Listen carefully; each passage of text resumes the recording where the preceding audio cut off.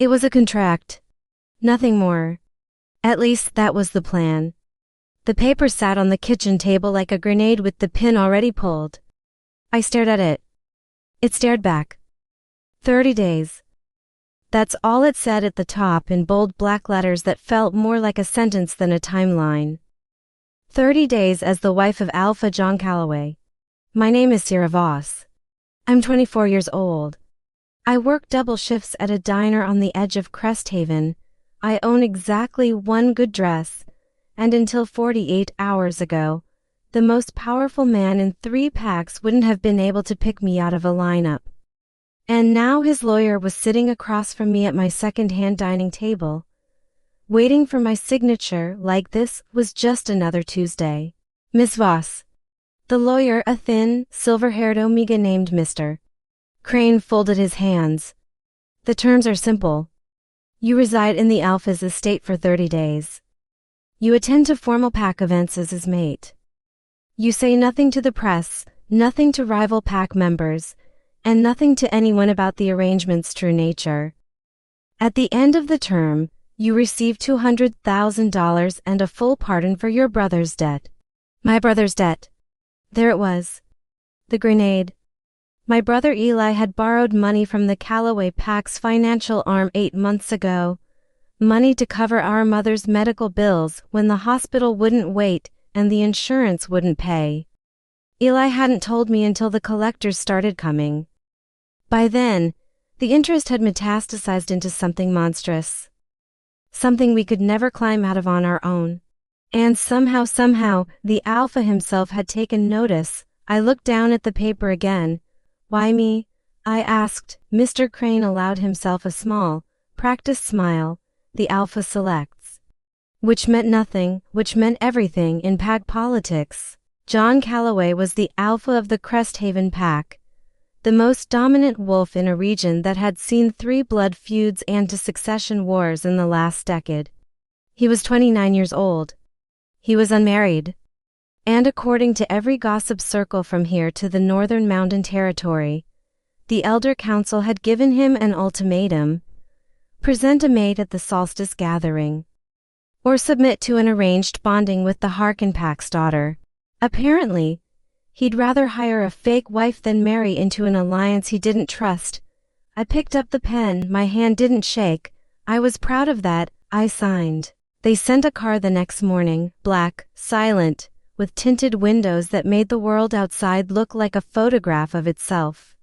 I sat in the back with a single bag on my lap and watched Cresthaven's familiar broken sidewalks give way to the forested hills on the town's northern edge. The Calloway estate appeared through the trees like something that had always existed and simply allowed roads to grow toward it.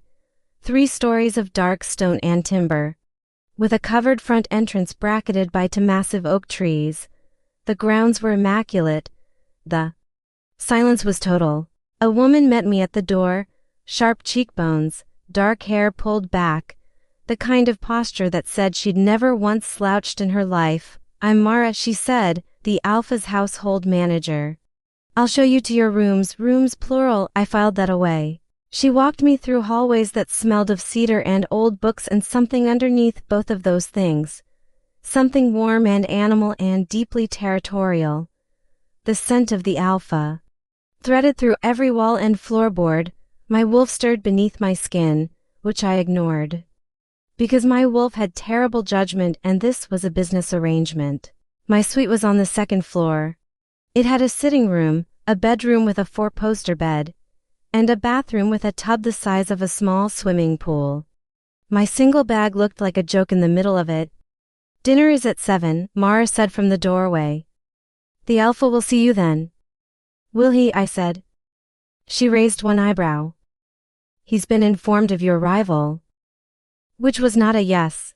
John Calloway walked into the dining room at 7:02, and I understood, with irritating clarity, exactly why his pack would follow him into a burning building without asking questions. He was tall, not billboard tall, but the kind of tall that takes up room even when a person is standing still. Dark hair, slightly overgrown, like he'd missed a haircut and hadn't bothered to care. A jaw that could have been carved from the same stone as the house.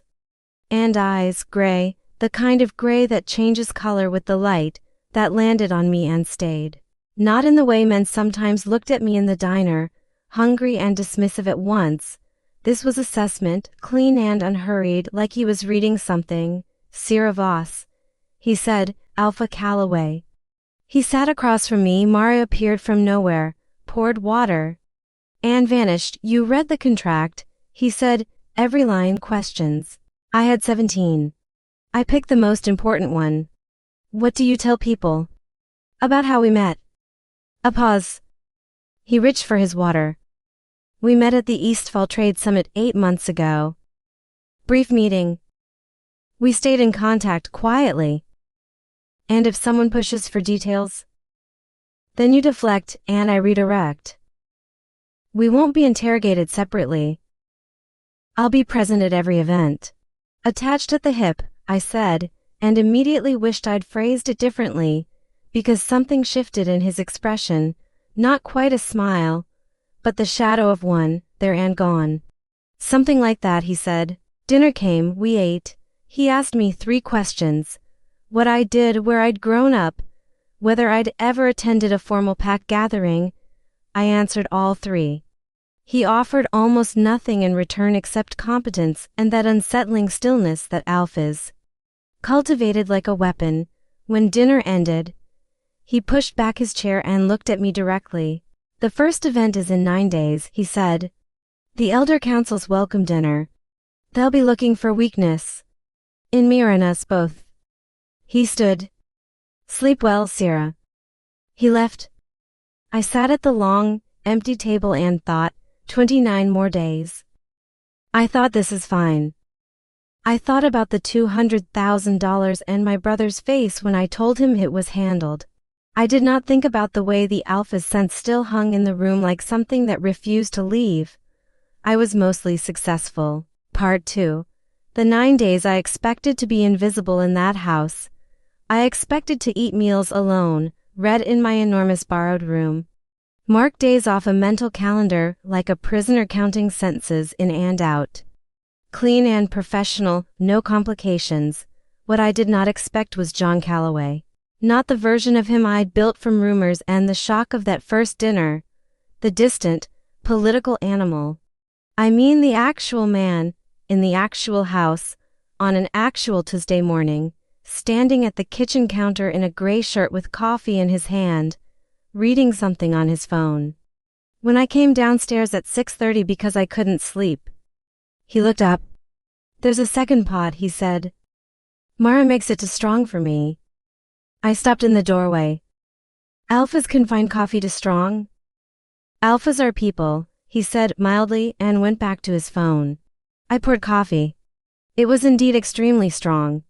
I drank it anyway, out of some instinct I didn't fully examine, and sat at the kitchen island 3 seats away from him, and we existed in silence that was, against all probability, not uncomfortable.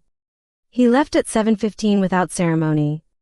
I sat with my second cup and felt the quiet of the house settle around me, and for the first time in 8 months I didn't feel like the walls were closing in. I told myself it was just the square footage. It became a pattern. Not by design, or at least not by mine. He rose early. So did I.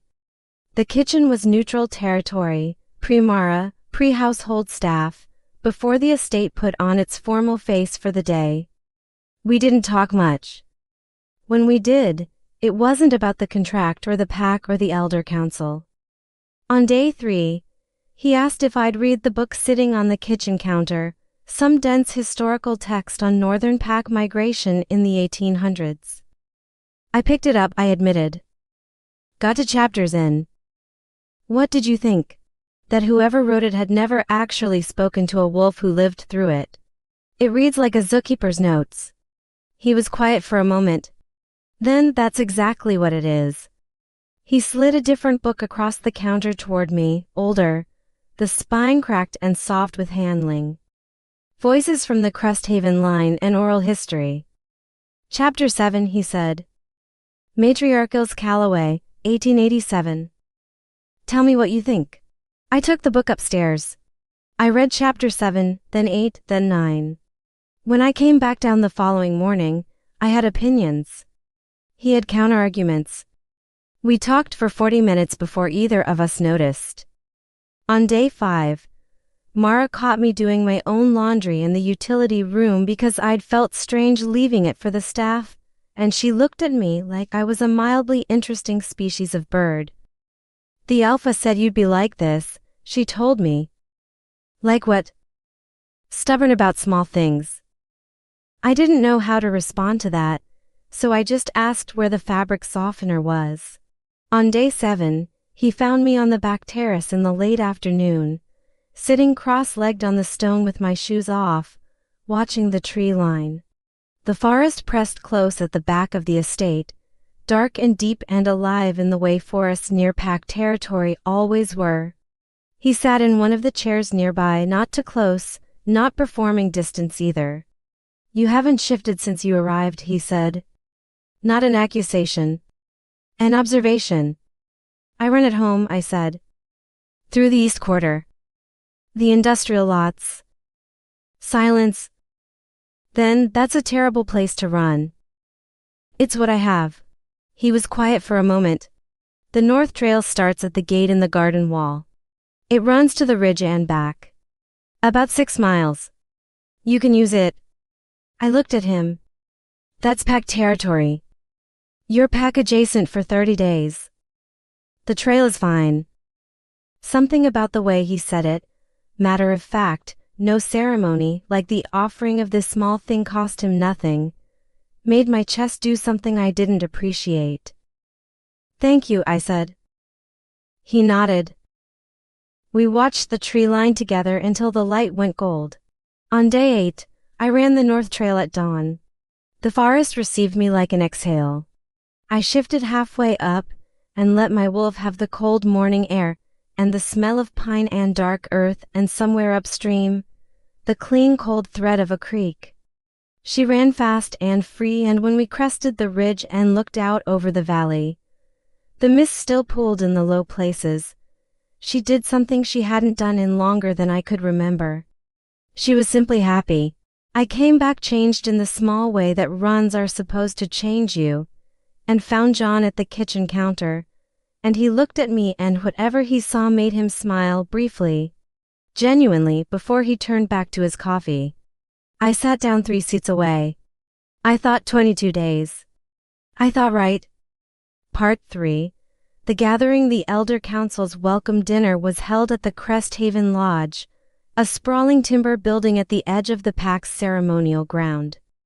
Lit with firelight and lanterns, smelling of pine resin and formal politics. John came to my door at 6:30 to walk in together. I had the single good dress, deep green, simple, with sleeves that came to my elbows. I'd done my hair. I was wearing heels I'd practiced in that afternoon on the hardwood floor, alone, while Mara pretended not to watch from the hallway.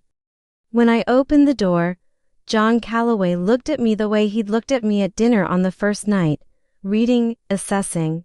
Except this time, there was something else in it that I didn't catalog, because cataloging it would have been dangerous. You look like you belong here, he said simply. Like a fact. I decided not to think about that either. He offered his arm and I took it, and we walked in together, and I understood in the first 30 seconds that this was a different animal than I'd prepared for. These weren't just elders. These were the bones of the pack, the old blood, the ones whose approval John needed and whose skepticism he'd lived with his entire tenure. They watched us arrive with eyes that had been reading people for decades. I smiled. I stood close. I let his hand rest at the small of my back without flinching, because I'd prepared for this. I'd rehearsed being touched. I'd told my wolf explicitly that this was a performance and she needed to behave. My wolf, as previously established, had terrible judgment. She liked his hand there. She thought it was right. I spent the first 20 minutes of that dinner negotiating with my own instincts. Elder Hesse was 72, silver-haired, and sat at the center of the elder table like the load-bearing wall of the entire evening. She called me over midway through the appetizer course, while John was pulled into conversation by two younger pack officials. "Sit with me," she said. I sat. She looked at me for a long moment. "You're not from money," she said. "Not pack-adjacent. You work?" "Yes, ma'am." "What do you work?" "Waitress. Diner on Hever Street." She made a sound. Not dismissive considering. "My grandmother served food at a camp kitchen. Best woman I ever knew." She picked up her wine glass. The Alpha's previous 3 selections were all from good families. Good breeding. None of them lasted. "Lasted what?" I asked. She looked at me with something that might have been approval. Him. A pause. "He doesn't make friends easily," she continued. "He's not cold, he's careful. There's a difference. Most people don't bother learning it." She studied my face. "You have." I kept my expression neutral. "He's easy to read, once you're paying attention, is he?" It wasn't a question. She sipped her wine. "Don't break his pack," she said quietly, "whatever else happens. Don't break what he's built." She turned away to speak to the elder on her left. And I was released. I found John 10 minutes later, where a young pack official was speaking very fast about northern border logistics, and John was listening with the patient, complete attention he gave everything. He noticed me approach and shifted his posture, just slightly, just enough to include me in his space without interrupting the conversation. I stood beside him. Our arms touched. The night continued. On the drive home, I sat in the back seat next to him, because there were optics to maintain in case anyone watched us leave, and the space between us was 4 inches and completely charged. "Elder Hesse approved," he said. "How do you know?" She left without finding a reason to criticize the evening. For Hesse, that's a standing ovation. I laughed before I meant to. He turned his head, and in the passing light from the road, his expression was soft in a way I hadn't seen before. Unguarded. "You did well tonight," he said. "You sound surprised." "Not surprised," he said. "Grateful." I looked out the window. The dark trees moved past. 21 days, I thought. But this time I couldn't make it feel like comfort. Part 4. What contracts don't cover. I stopped counting days somewhere around day 15. Not because I forgot, but because I stopped wanting to remind myself. Somewhere between the North Trail runs at dawn and the arguments about pack history over too strong coffee and the way he'd learned, without me saying anything, that I took my tea with honey and always had a cup waiting when I came down from a late night read. Somewhere in the accumulation of small ordinary things, the estate had stopped feeling borrowed. It had started to feel like mine. Worse, he had started to feel like mine. I tried talking sense to myself. I was a waitress from a failing neighborhood. He was an alpha with a pack of 400, political obligations that stretched across 3 territories, and a world that would always demand he partner with strategy, not sentiment. The contract had an end date. The end date was 15 days away. I would walk out of this house with my brother's freedom and enough money to breathe for the first time in a year, and I would be fine. I was always fine. I was not fine. Day 17. We were in his study. I'd started working at the small desk by the window when he worked in the evenings, because somehow the quiet in that room was better than the quiet in my suite. He was reviewing land agreements. I was writing letters to the hospital about my mother's final billing, which I hadn't been able to face alone, but somehow could face here. I didn't notice I'd gone still until he spoke. "Sera." I looked up. He was watching me, pen set aside. "You've been staring at that page for 11 minutes. I'm thinking. You're drowning." He stood, came around the desk. Not too close, never without reason, but close enough. "What is it?" I looked at the letter. I thought about the $200,000. I thought about what it was being paid for. I thought about 15 days. Nothing, I said. Billing stuff.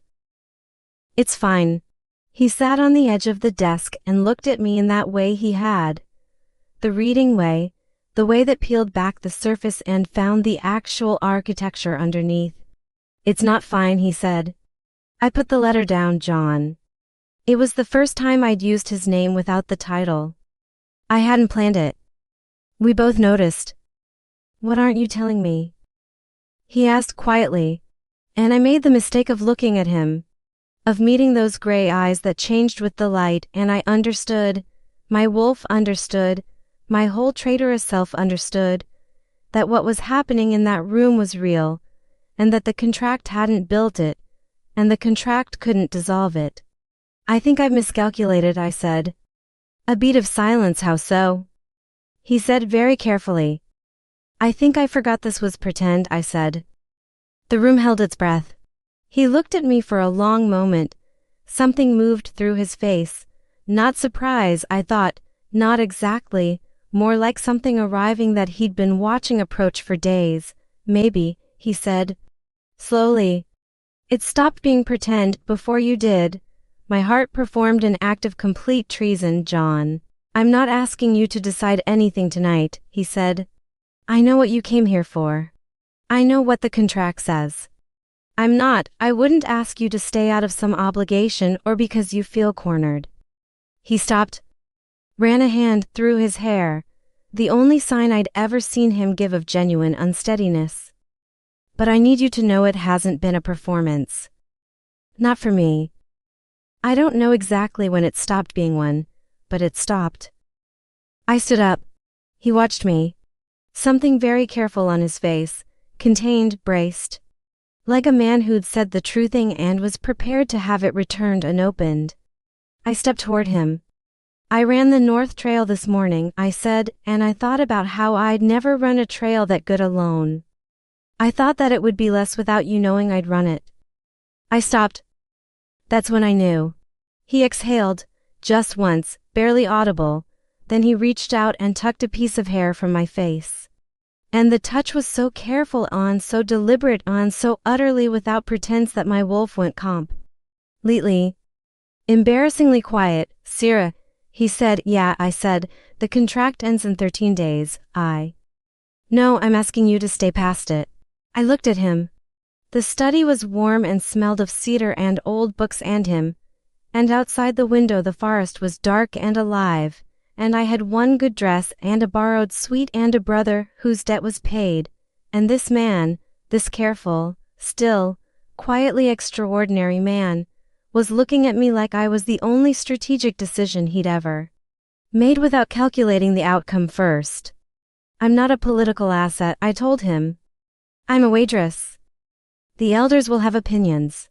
Elder Hesse already told me you were the first one she'd believe, he said. Last week. Unsolicited. I laughed, shocked. He smiled, fully, this time, with his whole face, the rare version I'd only seen twice before. It was devastating, that smile. I thought about how few people probably ever saw it. I have opinions too, I said. I'm aware. I find it essential. I argue. I've noticed. I drink your too strong coffee and I'll use your trail and I'll read all your books and argue about them, and I need to keep sending money to my brother and I'll never completely fit what people expect of an elf is. I stopped. Because the word was there waiting. The real word. Not wife, not maiden name, mate. He went very still.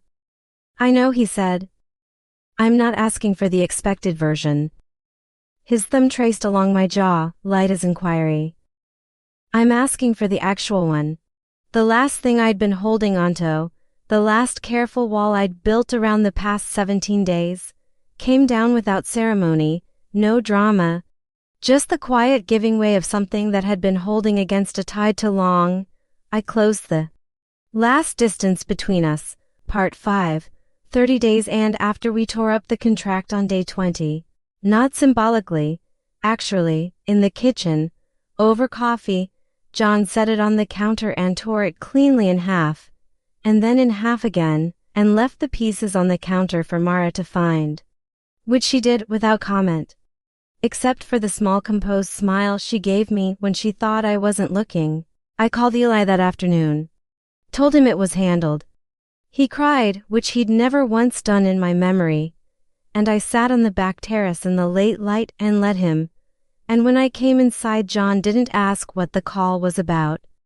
He just handed me tea, honey, no milk, and sat beside me. That was all. That was enough. The solstice gathering was on day 29.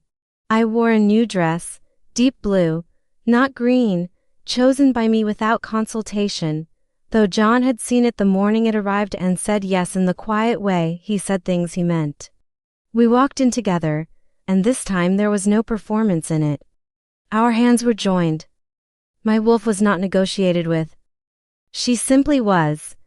Settled and certain in a way she'd never been in borrowed lots or industrial routes. Elder Hessa saw us enter and lifted her glass from across the room. The presentation to the council was brief. John spoke, compact, direct, utterly without performance, about his mate, about the pack's future, about his own certainty, which was not a word alphas used in formal settings without meaning to make it permanent. I stood beside him.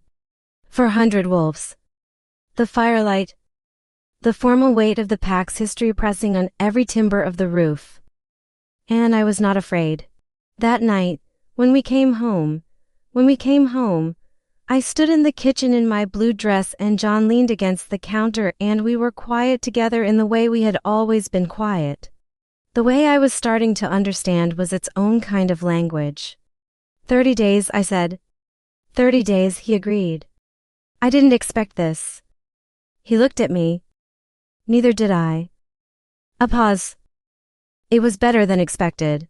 I crossed to him.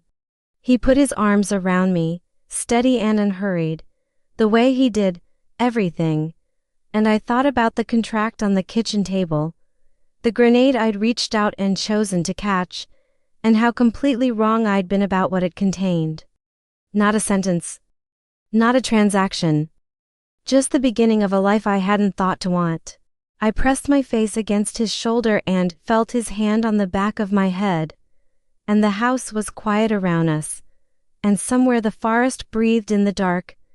And my wolf, my terrible, brilliant, catastrophically optimistic wolf, had known since day one. She's insufferable, I said, out loud, to no one in particular. John, who understood me completely by then, just laughed, warm and low and real, and held on. It was a contract. Nothing more. At least that was the plan. But 30 days was enough time for the truth to find its way in, and some doors once open don't go back. I didn't fall for the alpha of Cresthaven, I came home to him.